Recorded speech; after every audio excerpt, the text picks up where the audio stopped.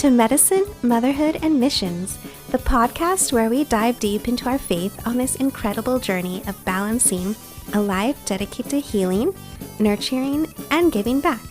I'm Johanna, your host, and each time we meet, we'll explore the stories of remarkable individuals who are PAs, doctors, and professionals, and mission-driven changemakers, from the halls of our hospitals to the hearts of our homes, and into the communities we serve.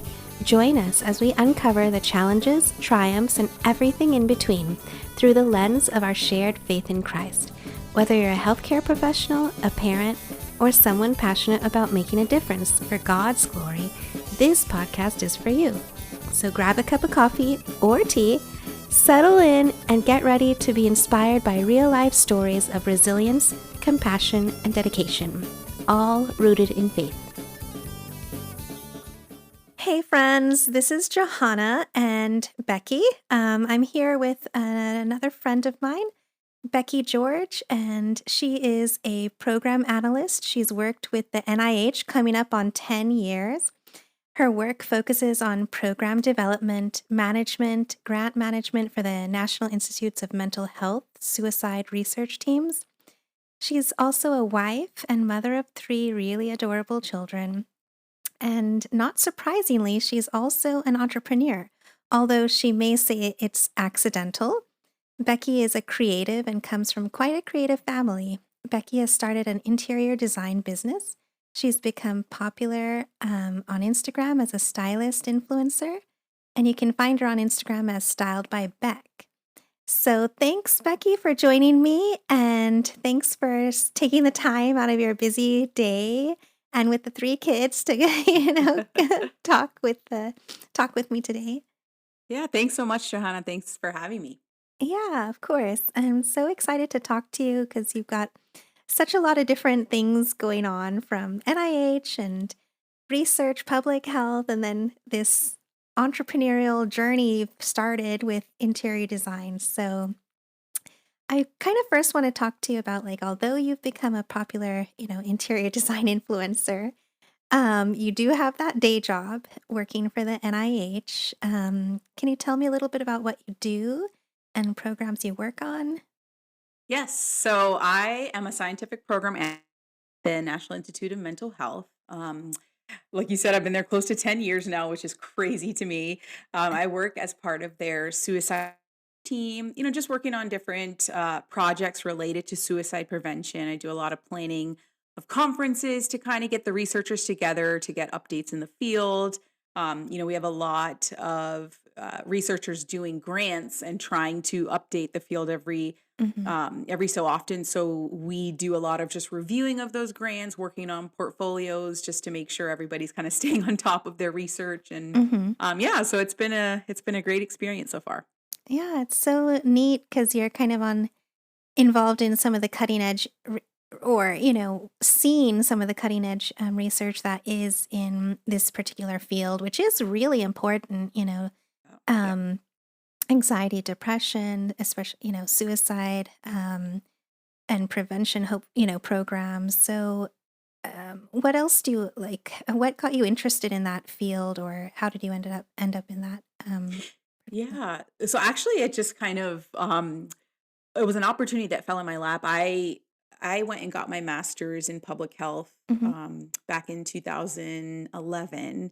And I kind of did a few, jobs in between before getting to NIH. I worked on the Maryland Collaborative to Reduce College Drinking. I worked at a Mm-hmm. nonprofit working with, research around pulmonary hypertension. So Oh, I kind of dipped neat. my feet in a few different Yeah. things. And then I just kind of got recruited to work on this suicide research team at NIH. And so it's kind of just an opportunity that fell in my lap. I had never worked in that field before. So I kind of went in knowing that I wanted to learn, and at the same time kind of applying my public health background to the field and to the job. So Mm-hmm. I've learned a lot along the way. I've Yeah. had great mentors and people kind of overseeing. And so Mm-hmm. it's been great. That's really neat. Um, so given, we're talking about anxiety, depression, and incidentally, we're both kind of in that South Asian community too. Mhm. if you can't tell by just our voices. Nobody can.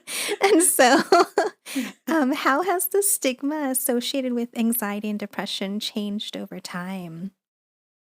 Yeah, and I guess I first wanna say, like, Mhm, all the thoughts that I present here are not, they mhm, don't reflect NIH whatsoever, it's all my own thoughts, but mhm, I think, just even looking at the field and what we've kind of seen, even in our own community, I don't think we realize just how much it has become a common thing, in our mhm, community and how just so many people are struggling with anxiety and depression and how we've kind of broken the stigma of actually getting help, right? So mhm, there's tons of resources that include things like support and treatment and even just kind of countering that like misconception around having to face it alone, right? Or mhm. keeping it in. We don't want to talk about it Yeah, because of shame, but yeah. that's not the case anymore, right? It's so Mhm, important to find community, to find a safe place to open up and talk about what's happening. And mhm, you never know like how it's going to encourage others and who might be going through the same thing. So mm, I think just being open to I know sometimes it's hard to take that first step of talking mhm, about it or getting the help you need, but how freeing it is to be able mhm, to let it out in the open and to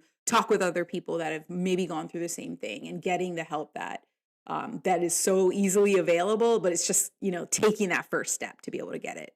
exactly, yeah. Thankfully, now there are so many resources, as you said, and it's definitely something that is more on people's, um mind to talk about, and they're more aware of it. There's so many people who have been open about it, so that helps hopefully kind of bring others to be able to talk about their difficulties.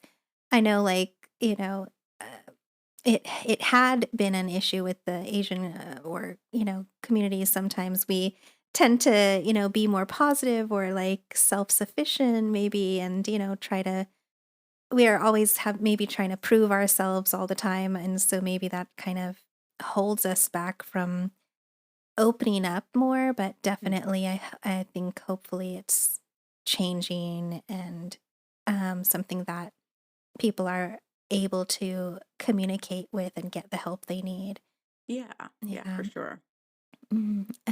Any other information or things you wanted to talk about regarding what you've learned with the programs that you've worked with? Yeah.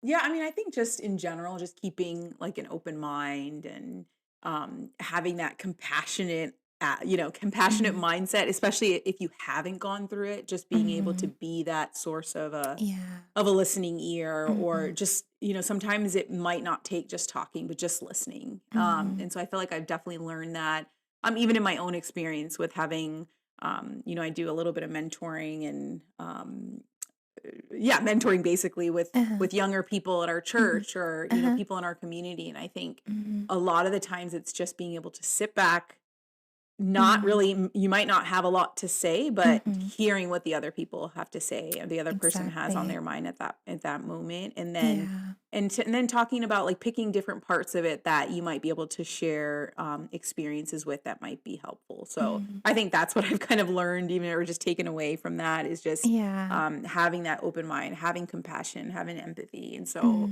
Hmm. that's really been kind of keys in doing this kind of job. So. For sure. Yeah, that's so important, is listening to people, letting them know that their voice is heard, and Mhm.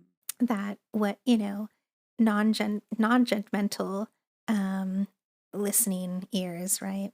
Yeah, And exactly. so yeah, so tell us about your, you know, journey into this new venture that you've started, and how you started it. What was the pivotal moment in making that decision in your entrepreneurial journey?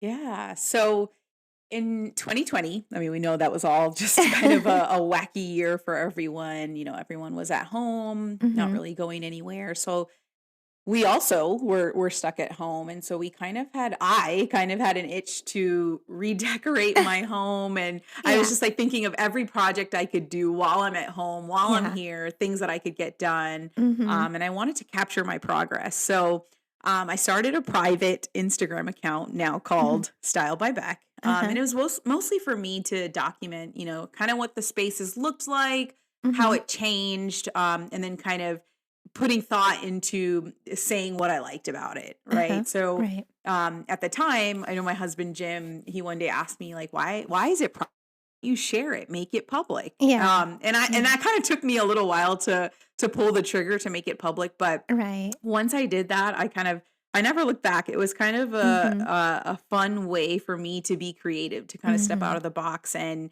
share that with other people. I did not realize how many people loved uh, home decor, interior decorating, Yes. and had all these ideas in their minds, but they just didn't know how to go about doing it. So I felt Mhm. like I got a lot of messages along the way just saying, "Hey, thanks for sharing that idea." Or they would Mhm. show me pictures of how they kind of mimicked a style that I did. And it Oh, was that's so neat. yeah, so it was Yeah. kind of cool to see that. So last Uh, year I started getting DMs about folks wanting help with spaces in their homes, having the ideas like that they wanted to do something but they just couldn't get it. Like they didn't mhm. know how to get the project completed. And so Right. I started dipping my feet into interior design consulting, and it's kind of just picked up from there, I guess, through word of mouth, through Instagram. And so Mhm. earlier this year is when my husband and I started an LLC Mhm. for this interior design consulting business through Mhm. Style by Beck. And it's been great. It's been such an experience. That's really cool. It's I and you're not alone in the 2020. I think that's why probably, all the home improvement stores were getting so Yeah, much business with everyone kind of being that's like, right. looking at the house and be like, "Oh my gosh, why didn't I see that problem, this problem? I Yeah, need to for work sure. on this." And so, yeah, and so that was definitely a trend then, but that's awesome that from that you were able to create this really cool, business idea and journey, and it's amazing, and I love your style, it's really cool, Aw, and thank you. I your videos, I think, are just so creative and, very fun to watch. Aw, thank you. They're a lot of fun to put together, especially when I Yeah. can get, like, my husband or the kids involved, so those are definitely, a lot more fun, so Yeah, yeah, it's really cool, yeah. and so, how so how do you juggle balancing, like, motherhood and work, and because 'cause you've got, like, the side business plus the day job. Yep, So how does yep. everything, how do you juggle it? Yeah, that's a great question. I'm sure that's Mhm. on a lot of people's minds. I get that Yeah. question a lot, Uh-huh. as well. So, I have been working from home full time, since I moved to Texas back in 2016.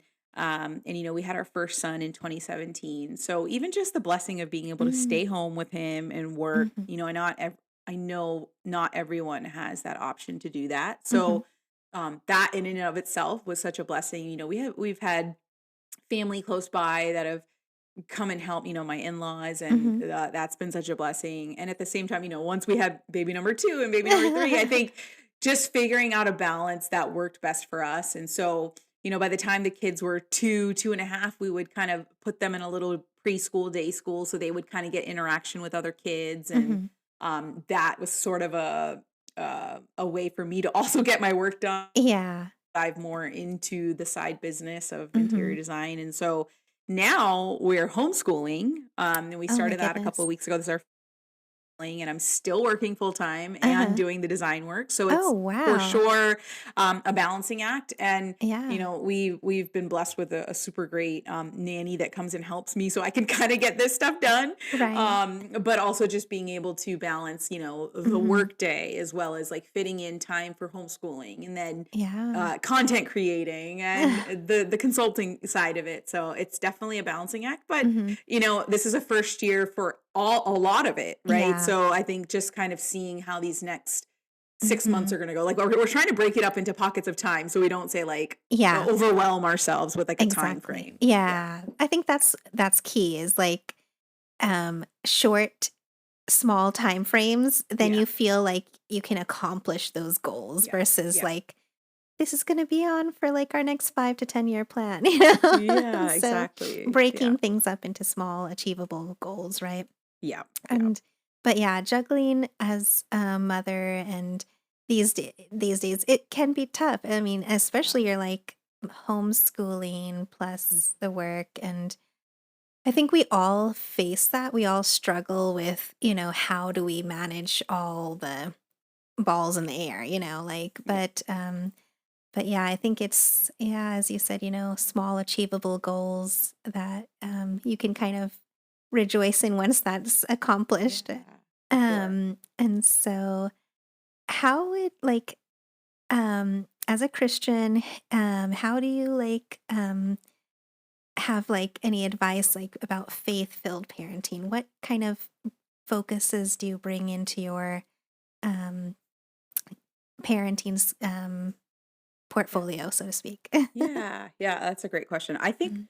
for us, both Jim and I, we had uh, parents and grandparents who modeled, what it was like to live a faith-filled life, in Mhm. front of your kids. And so Mhm. that for us has been a huge blessing. It's been a model that we try to incorporate here in our own home. And so from them, we really learned how to now I'm not saying we're experts at this by any means, but the things kind of that we learn to implement Yeah. in terms of just like teaching our kids more about our faith and Mhm. what it's like to follow Jesus. And I think things that we make sure we do like every night, incorporating family prayer. I mean, that was something Mhm. that both of us had growing up. It was something Right. that our parents did Mhm. not skimp on. It was like whether you are tired, whether it's 4 in the morning, before you got to go to school, you are getting up to pray with us. So and Yeah. I think that's definitely been a blessing for us because we've tried to make it more interactive with our kids and that we sing action songs together and we go around and everybody says what they're thankful for that day Mhm. and we have everybody take a turn to pray so that they also learn about praying out loud and not Mm. being fearful of praying in front of Yeah. others. Yeah. So we try to do that every night. We also just make it a point to kind of say scripture out loud and teaching memory verses to our kids. I Mhm. know they're very involved in Sunday school, so they Mhm. have their a verse that they need to learn every week, and then Yeah. also just even through homeschooling, we're trying to do more faith based lessons and curriculum Mhm. as well. So we do Mhm. have parts of it where we tie it back to history or nature and tying that to like how does God play into this, right? Right, So right. and then, of course, just teachable moments, of like, how did this impact you? Asking questions that are not just yes or no answers, but like really getting them to think Mhm. comprehensively and like giving us Yeah. question answers that we can really ponder on and like how can we Right. relate this back to the Lord and what He's done for Mm. you? So Yeah. that's been helpful. Yeah. That I think the first thing that you said is so key. Even I grew up with my my dad and mom having Yeah. 4 or 5 o'clock in the morning prayer. Yeah. So Yeah. I think though that's like what really bonded us together as a family because that's when we communicate Yeah. and then we realize the center of our family is Christ. Yeah. And that's how we developed our own relationship with Christ Jesus too, seeing that played out and Yeah. lived out with our family, and then hearing how we depend on the Lord for everything. Because during the prayer times, we pray about everything, and you hear the prayers of what the needs are, the the praise reports, everything, right? As Yeah. a family. And so that's so key, I think. And that's so awesome that you're continuing in that. And I think that's like such a doable thing for every family if you prioritize it, you Yeah. know? And Absolutely. so, Exactly. but that's just something that is so beneficial for children as they grow up, is, having that frame of mind that their parents did it with them Yeah. and that that's was something important for their parents, that is something important for them and their Yep. how they can grow. And I think like even um going back to our thoughts, our first discussion is like it allows us to have like a place of like reliance. We can rely on something greater than ourselves, right? Exactly. And Exactly. rely on someone greater when we are in need. Yeah. And Yeah. so that helps us go through life with Yeah. all the difficulties and anxieties that it might bring. Yeah, exactly. And I think even just honing in on that message too, right? Like just telling and reminding our kids that like not everything's going to go the way that you want, and not Hmm. everything's our life's not on earth is not going to be perfect, right? But Hmm. we have a father and a heavenly father that is looking out for us, and he's the one that's got a great purpose and plan for our lives. So I think just Hmm. reminding them of that um, every day, so Yeah. they know like, okay, we might have struggles, we might have hardships, we might have to Hmm. face mountains sometimes, but we Yeah. have we Yeah. have God is on our side. Yeah. Exactly. Exactly. Yeah. And jumping back into the business realm. Yeah. So, like, what advice do you have for like those starting a business? And you just started it, so you're Yeah. like, learning the ropes. So, like, Yep. how do you help others learn the ropes Yeah. too? Yeah, so like you said, I we literally just started this earlier this year. So Hmm. my husband is the one that kind of took on the and even encouraged me to say like, "Hey, why don't, you're getting a lot of inquiries, you're getting a lot of people reaching out. What do you think about starting this business?" And it had been on my mind, but I didn't Hmm. really put a lot of thought into it. Hmm. So he did a lot of the research and what it takes to start an LLC, but Hmm. I guess we did pray a lot about it, and it Hmm. was a desire of mine, and it was something Hmm. that I had spoken to the Lord about. But I think for Hmm. me, just sometimes getting pen to paper and getting that done takes me a little bit of time, but my husband is on it.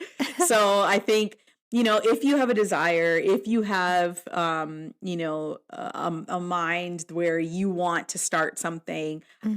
prayerfully and just prayerfully go for it. Do your Hmm. research, and I think as we're learning the ropes, I think we'll definitely gain a better understanding of like, Hmm. okay, what are the ins and outs of running a business? I mean, right now I'm Hmm. just purely doing it from home. Purely, Right. it's a lot of it is just like online consultations and things like Hmm. that. So I don't have to necessarily like go out and do Right. things, but there's a lot of ins and outs of running a Hmm. business that I'm sure that we have not thought about fully yet. So when I learn that, we'll have to come back and talk about that. But that's a great question. I think for the most part, just like making sure that when you have a desire, when you're making big decisions like this, like it's not just something you can do spur of the moment. Like let Hmm. God in, like tell him your desires, tell him what you're wanting to do, Hmm. and then do the research and go accordingly. So I think that's kind of how we took the leap of faith and just Yeah. kind of went for it. So Yeah. Yeah. And when you have the desire, you'll find a way to get it done. yeah, But as you said, you got to be wise about it and, yeah, seek guidance from yeah, the Lord and people who can, point you in the right direction. yeah, yeah, yeah. Yeah. Um, so, what has been the biggest impact your work or design business or in general? What has impacted you the most in your life?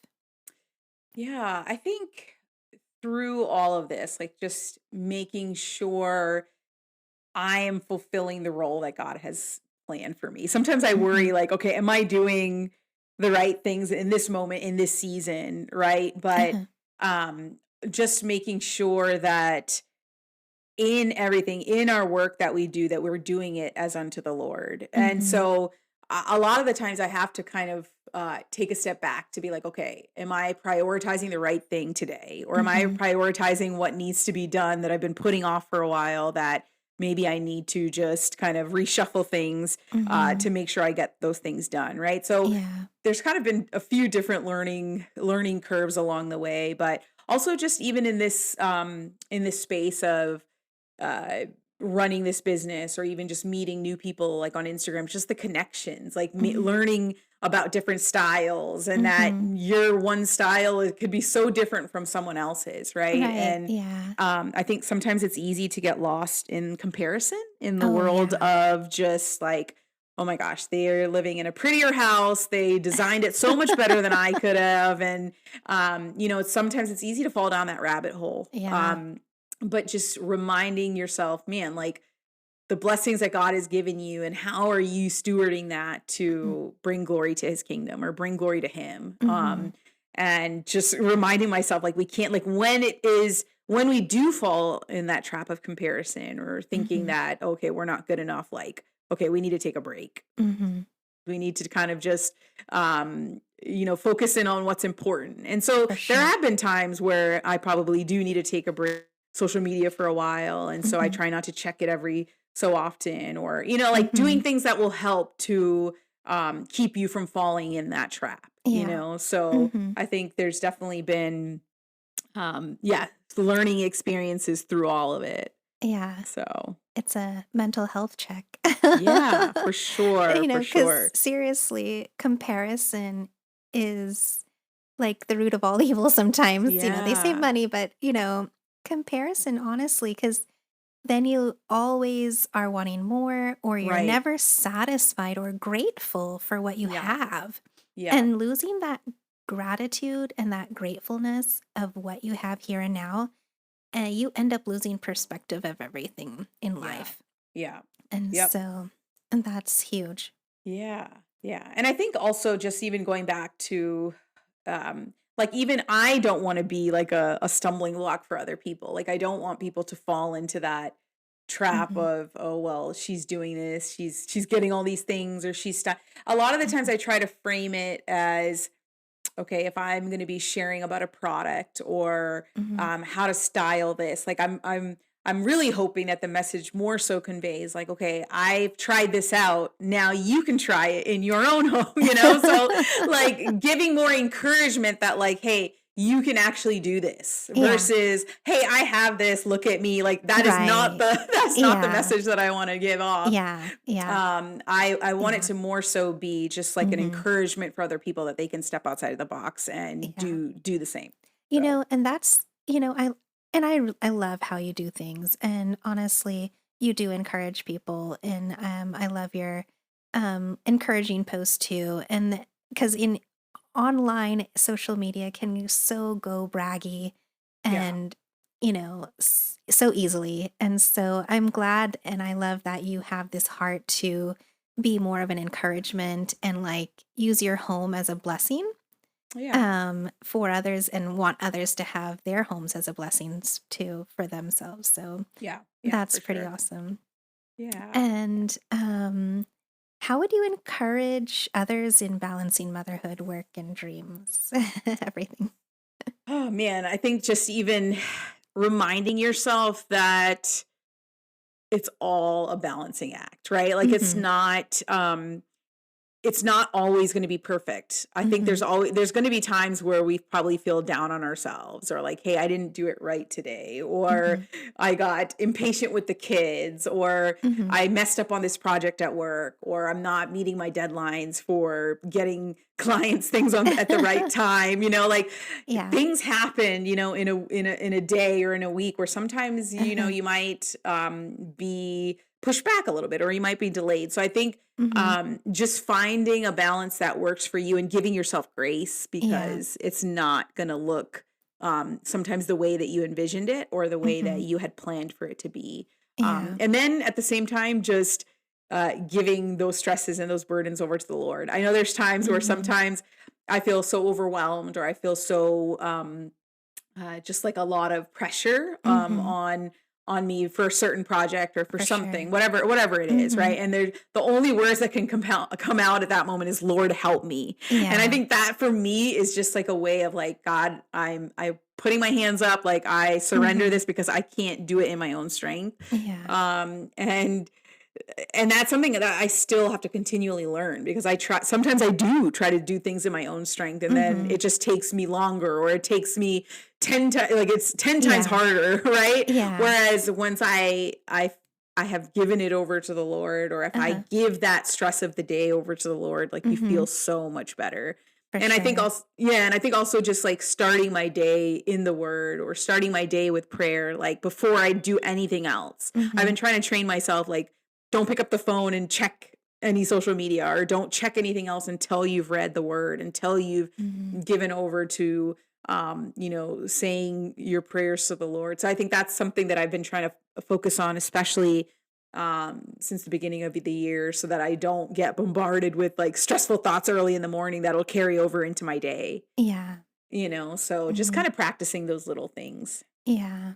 And I think, like, what you said, we all feel that pressure and overwhelming, feelings Hmm. sometimes because we all put pressure on us to do so many things. We want to give our kids like so many opportunities. We want to do so much for them. We want to also succeed in our work and our jobs and, Yeah. our contribute to our families. And there's so many things kind of bombarding us that Yeah. can easily overwhelm and cause those Yep. anxieties and pressures. But um, we have to learn to give ourselves grace, as you Yeah. said, Yeah. and give it to over to the Lord. And even Yeah. I was like, learning that recently too. Just kind of being like, you know what?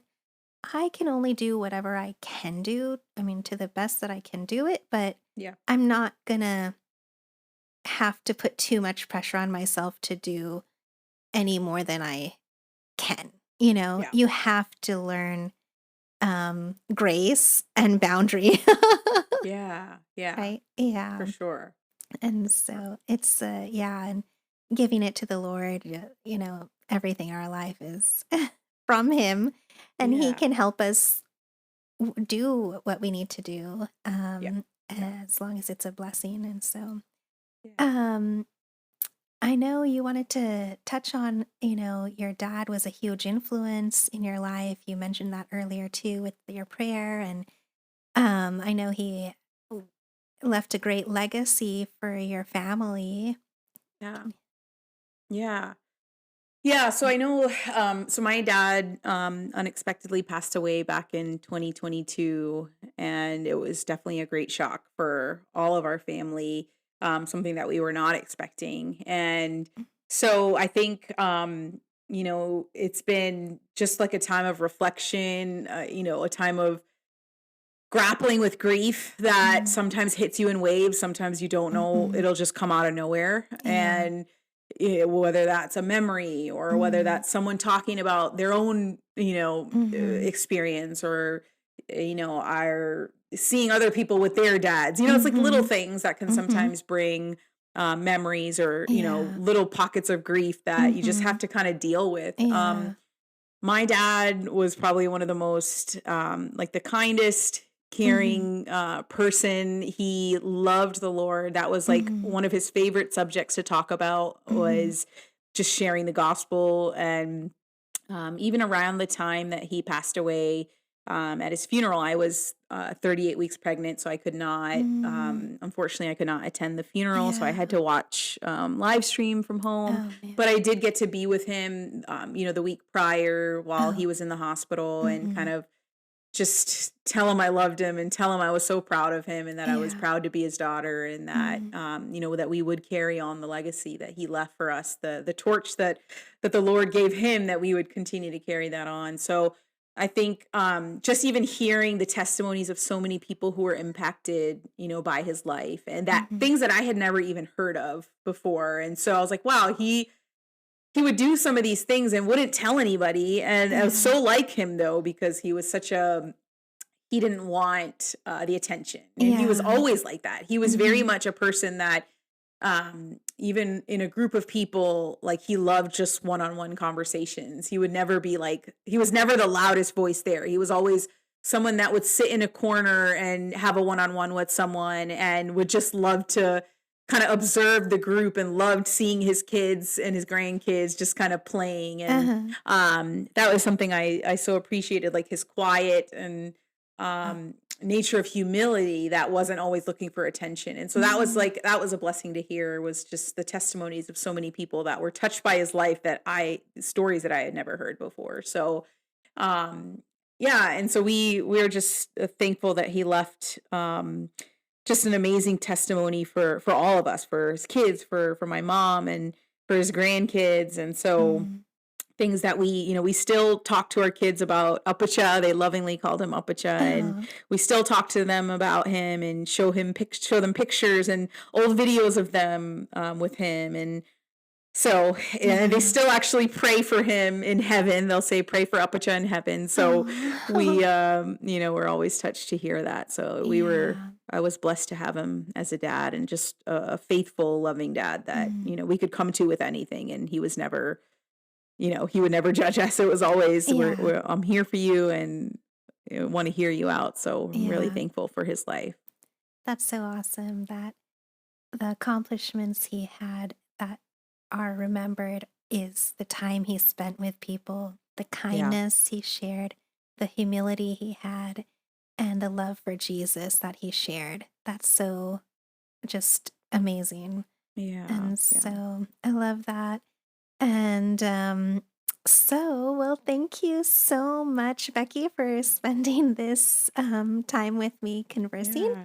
And I hope that so many others are inspired by your journey in Yeah. motherhood and work and how, parenting in this life as a with a focus on Christ, And Yeah. so, any last words or No, I thank you so much, Johanna, for having me, for allowing me to kind of share a little bit about my testimony and kind of the work that I'm doing. It's been a great, and even just your kindness. So thanks so much, and no, I appreciate you having me. Yeah, thank you so much. And everyone can find Becky on Instagram as Styled by Beck. Check out her work and her interior design style. And, even you can even ask her for a consultation. Anytime, always happy to help. But so thank you so much. I hope that you all were inspired, encouraged, and I hope that this sparks hope in your families and communities. And I appreciate your listening to this conversation. We look forward to next time. Thank you. Thank you for joining us on this episode of Medicine, Motherhood, and Missions. We hope you found inspiration, insight, and a sense of connection in the stories we shared today. If you've enjoyed today's episode, be sure to subscribe and follow us, leave a review. Your feedback helps us improve and reach more listeners like you. Follow us on Instagram and all the socials. We'd love for you to join a community of like-minded individuals passionate about making a difference through medicine, motherhood, and mission work.